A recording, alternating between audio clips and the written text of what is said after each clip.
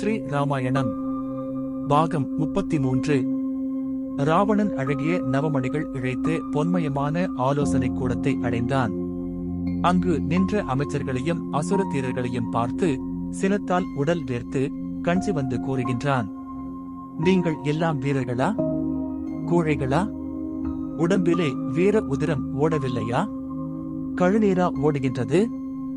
என் அருமை தம்பி கும்பகருணன் 2 மானிடப் பதர்களால் மாய்ந்து போனான். நீங்களெல்லாம் இடித்த புலியைப் போல் இங்கு ஆடாமல் அசையாமல் நிற்கின்றீர்களே, உங்கள் உள்ளம் துடிக்கவில்லையா? ராவணனுக்கு தானியமான இடம் பிறந்தவன் அதிகாயன். மலை போன்ற பெரிய உடம்பை உடையவனாதலால் அவன் அதிகாயன் என்று பெயர் பெற்றான். பிரம்ம தேவரிடம் வரங்கள் பல பெற்றவன், சூதாள் உரம் படைத்தவன், அறநெறியுணர்ந்தவன், வீராதி வீரன். இவன் தந்தையை பணிந்து, தந்தையே, தாங்கள் கோபிக்க வேண்டாம். தம்பியை இழந்து தாங்கள் தவிப்பது போல் லட்சுமணனைக் கொன்று ராமனையும் தவிக்கும்படி செய்வேன். அதிகாயனாகிய நான் நினைத்தால் முடியாத காரியம் 3 உலகங்களிலும் இல்லை என்று வஞ்சனன் கூறி வெஞ்சினத்தோடு சதுரங்க சேனைகள் புடைசூழ போர்க்களம் போனான். மைடன் என்ற துதுவனை நோக்கி, நீ லட்சுமணனை தனிமையில் சந்தித்து என்னை போர்க்களத்தில் சந்திக்குமாறு நான் அழைத்ததாக கூறுவாய்.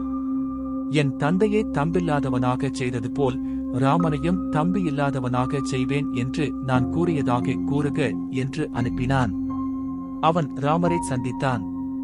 அங்குள்ள வானரங்கள் மைடனை அடித்து இடித்து இடர் செய்தன. ராமர் தடுத்து துதரை துன்புறுத்தக் கூடாது என்று கூறி மைடனை பார்த்து, எங்கு வந்தாய் என்று கேட்டருளினார். நான் ராவணேஸ்வரனுடைய மகனாகிய அதிகாயன் அனுப்பிய தூதனாக வந்திருக்கின்றேன். தங்களுக்கு தம்பியில்லாமல் செய்ய போருக்கு வந்திருக்கின்றார். லட்சுமணரை போருக்கு அழைக்கின்றார்.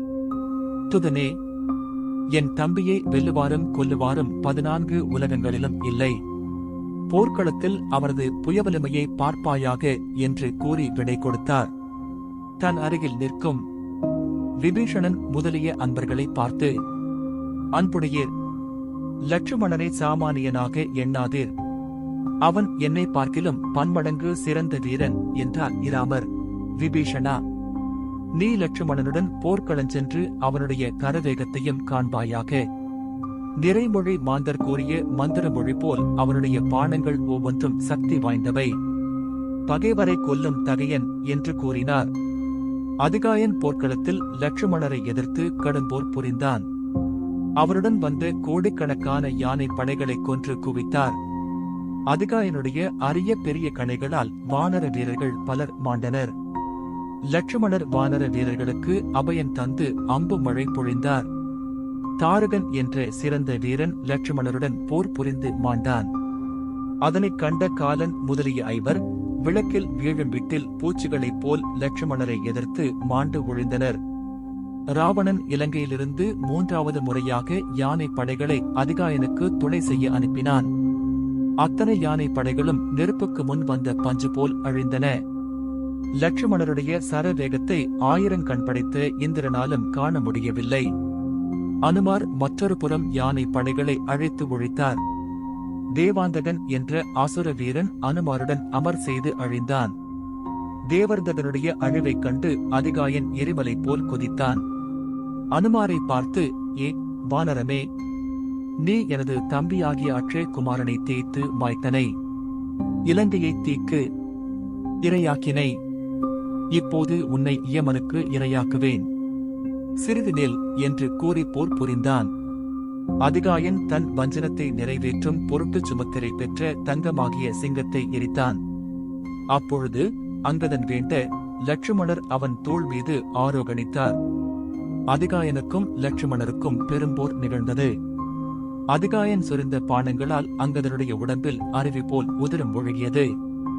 அதனைக் கண்ட லட்சுமணர் சிறந்த அம்புகளை ஏவி அதிகாயனின் தேரையும் தேரை செலுத்தும் வாகனையும் அழித்தார். அப்போது வாயுதேவன் இலட்சுமணரை நோக்கி, பெருமானே, அதிகாயன் அயன் படையாலன்றி வேறு படையால் அழிய மாட்டான் என்று கூறினான். லட்சுமணர் பிரமதேவனுடைய படைக்கலத்தை மந்திர மலர்கள் துவி மானச பூசை செய்து அதிகாயன் மீது ஏவினார். அந்த பிரமாஸ்திரம் அதிகாயனுடைய தலையை துண்டித்து எரிந்தது. வானவர் மலர் மழை பொழிந்தார்கள். அதிகாயன் மாண்டதைக் கண்ட அவன் தம்பியாகிய நராந்தகன் போர் புரிய முன்வந்தான். அங்கதன் இடியைப் போல் எதிர்த்து நராந்தகன் கைத்தலத்திலிருந்த வாளை பிடுங்கி அவ்வாளினால் அவன் வாழ்நாளை முடித்தான். மத்தன் வானர சேனாதிபதியாகிய நீலனோடு போர் செய்து மாண்டான். வயமத்தன் என்ற அசுர வீரனை இடபன் படைத்து அசுரத் தலைவனை சுக்ரீவன் கொன்றான். நிகும்பன் என்ற வீரன் அங்கதனை கொல்ல சூலத்தை எறிந்தான். அனுமார் அதனை பிடித்தெறிந்து நிகும்பனை மாய்த்தார். இவ்வாறு அசுர சேனைகள் அழிந்தன. துதர்கள் சென்று இராவணனை வணங்கி தங்களுடைய புதல்வராகிய அதிகாயன் போருக்குச் சென்றார், பின் யமன் ஊருக்குச் சென்றார் என்று அழுது கொண்டே கூறினர். இராவணனுடைய மனைவியும் அதிகாயனுடைய அன்னையுமாகிய தானியமாலை மகன் மாண்ட செய்தி அறிந்து இராவணன் கால் மேல் விழுந்து கதறி கதறி அழுதாள். பெருமானே, என் மகன் எங்கே? மகன் மாண்ட பிறகு எனக்கு என்ன வாழ்வு இருக்கின்றது? உன்னைக் கண்டு அஞ்சிய யமதுதர்கள் அச்சத்தை விட்டு என் மகன் உயிரை பறித்து சென்றனரே. என் மகன் எங்கே? அவன் திருமுகத்தை எங்கே காண்பேன்? இத்தனைக்கும் காரணம் நீ பிறன் மனையை விரும்பிய கொடுமையேயாகும். மேதையாகிய நீ சீதையை விரும்பி பேதையாகிவிட்டனையே. தங்கள் பாட்டானாராகிய மாலியவான் கூறிய அறவுரையை கேட்டாயில்லை. அறிவுற்ற தம்பி விபீஷணன் விளம்பிய நன்னெறியை நயந்தாயில்லை. என் கொழுந்தனராகிய கும்பகர்ணன் கூறிய இன்னுரையை ஏற்றாயில்லை. அசுரர் குலமே நீ மேற்கொண்ட பெண்ணாசையால் மண்ணாகிவிட்டது. நாளைக்கு இந்திரஜித்துக்கும் இக்கதிதானே வரும் என்றெல்லாம் கூறி புலம்பி எழுதாள். ஊர்வசியும் மேனகையும் ஆறுதல் கூறி அழைத்துச் சென்றனர். சீதையாகிய ஒரு பெண் தெய்வம் அழுததினால் இன்று அரக்க மாதர்கள் அனைவரும் புலம்பி எழ நேர்ந்தது. இலங்கையே சோகக் கடலில் மூழ்கியது. இராவணன் ஆராத்துயரம் அடைந்தான். இலங்கையில் எப்பொழுதும் ஆடலும் பாடலும் நாதகீத ஓசைகளும் ஒலித்துக் கொண்டிருக்கும்.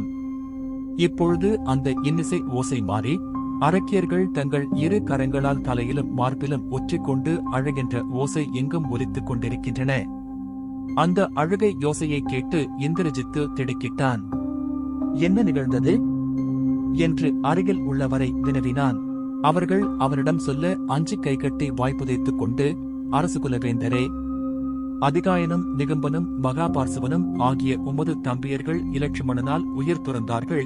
இலங்கை வாழ்க்கையை மறந்தார்கள். விண்ணுலகுக்கு பறந்தார்கள். இலங்கையில் இன்பமாக வாழ்ந்து கொண்டிருந்த அரக்கர்கள் கோடிக்கணக்கில் மாண்டனர். அதனால் கணவனையும் மக்களையும் இழந்த அரக்கியர்கள் அழுகிறார்கள் என்று கூறினர். இதனைக் கேட்ட இந்திரஜித்து ஆராத்துயரம் அடைந்தான். ஒருபுறம் கவலையும் மற்றொரு புறம் சீற்றமும் கொண்டான். இராவணனுடைய பொன் மாளிகைக்குச் சென்று தந்தையை வணங்கி, தந்தையே, தங்களுக்கு அறிவு கூர்மழுங்கிவிட்டதா? ஒவ்வொருவராக அனுப்பி மனிதர்களால் கொல்வித்து நமக்கு நல்வித்தாக இருந்த என் தம்பியரை இழந்து தவிக்கின்றீரே. கர திருசர தூஷணாதியரையும் கும்பகர்ணனையும் கொன்றவர்களை மனிதர் என்று அலட்சியப்படுத்தலாமா? தனிமையில் எண்ணலாமா? தெய்வமே மனித உருவாகவும் வானர உருவாகவும் வந்ததென்று எண்ண வேண்டாமா? இனி நடந்ததை பற்றி சிந்திப்பது அறிவுடைமையாகாது. எனக்கு விடை கொடுங்கள். நான் போருக்குச் சென்று அத்தனை பேரையும் கொன்று வெற்றி மாலை சூடி வருவேன் என்றான். இராவணன் மகிழ்ந்து அவனை மார்புறத் தழுவி போருக்குச் சென்று மீளுக என்று விடை தந்தான். தொடரும்.